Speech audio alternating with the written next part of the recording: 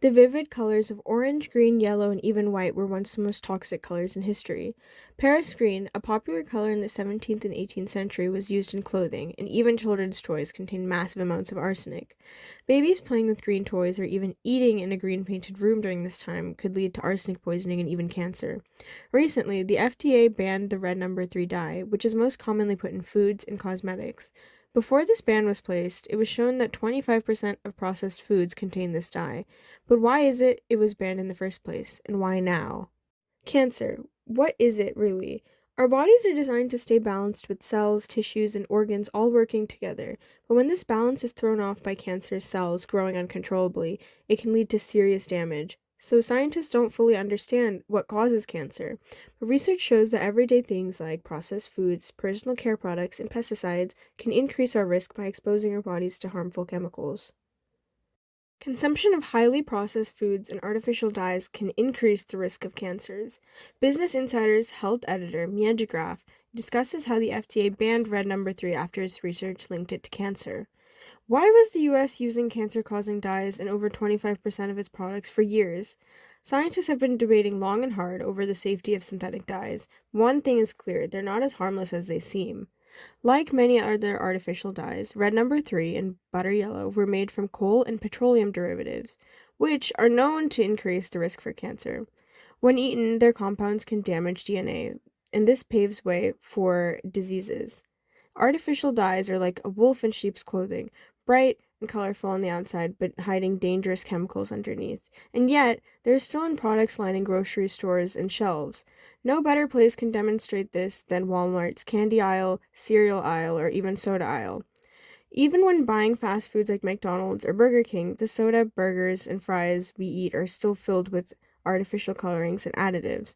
As Tammy Goshorn, a health science teacher, explains, what do you feel like the US is doing with regulations compared to other countries? We're awful. We lack so much. It seems like our food industry is more about making money instead of promoting health, which food should be a health promotion, and it's just not anymore. Banning red number 3 is a step in the right direction, but many harmful additives still exist in our products.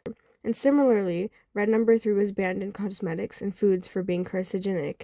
Yet, it still remained in countless products for years. It's like a ticking time bomb in our food, and exposing people to dangers while they remain unaware. Kate Perkett explains how certain foods like green tea and soy might help lower breast cancer risks for some women in Asia.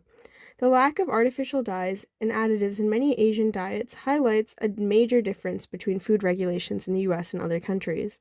Shouldn't consumers have the right to know what they're really eating? With growing concerns about long term effects of artificial dyes in processed foods, it's more important than ever to demand transparency and better regulations. Maureen Solomon's Harvard article reveals a hidden danger. Hair dyes and straighteners contain toxic chemicals like benzene and formaldehyde, which have been linked to cancers of the breast, ovaries, skin, and uterus. Some of these chemicals interfere with the endocrine system, which controls essential functions like sleep, growth, and metabolism. When disrupted, hormone production can go haywire, leading to imbalances that can have serious long term effects. The very products designed to make us look better, like hair dyes and cosmetics, might actually be making us more sick. Research shows that prolonged exposure to these endocrine disrupting chemicals raises the risk of developing tumors in hormone sensitive tissue. The more these chemicals are used, the greater the risk. Dr. Jill Reedy from NIH warns that pesticides can weaken the body's natural defense system, leaving NK cells to struggle to fight off cancerous cells, like security guards too weak to stop an intruder. NK cells, or natural killer cells, act as the body's frontline defense against cancer. In a controlled lab setting, they can effectively destroy cancer cells, but introduce just a drop of pesticide and their ability to fight back is completely shut down. Now, imagine this happening inside of the human body. Constant exposure to pesticides weakens the immune system, making it easier for cancerous cells to grow and spread unchecked. Over time, the body's natural defenses become too weak to stop that invasion, and treatment options shrink. This isn't just a problem for farmers or even agricultural workers. It affects everyone consuming pesticide contaminated food and water. With so many pesticides containing known carcinogens, the big question is, Why are they still being used despite their clear risks? Cancer doesn't just knock on your door, it sneaks in quietly and takes over your body before you even realize it. Reedy highlights that people who eat organic foods exclusively have a 25% lower risk of developing cancers, and this is likely due to the reduced pesticide exposure.